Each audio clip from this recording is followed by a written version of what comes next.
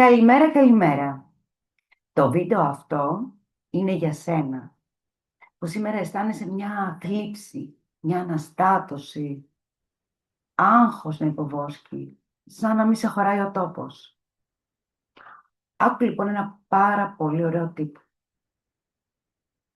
Όπου και αν βρίσκεσαι, είτε είσαι στο γραφείο, είτε είσαι στο σπίτι, βρες λίγο χρόνο και βγες έξω. Πήγαινε σε ένα κοντινό πάρκο, κάθισε σε ένα παγκάκι και συνδέσου με τη φύση. Κλείσε για λίγο τα μάτια σου, να χαλαρώσεις την αναπνοή σου. Άκουσε τα πουλιά που κελαϊδούν. Προσπάθησε να μυρίσεις τις μυρωδιές της φύσης. Άκουσε τα φύλλα των δέντρων. Επέτρεψε στον ήλιο με τις ακτίνες του να σε αναζωογονήσει και πες το, επιτρέπω στον εαυτό μου να αναζωογονηθεί με τις ακτίνες του ήλιου, με τους ήχους και τις μυρωδιές της φύσης. Η επαφή με τη φύση έρχεται και αυξάνει την ορμόνη της σερωτονίνης.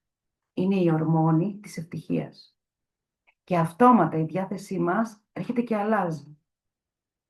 Σκέψτε το. Heal yourself.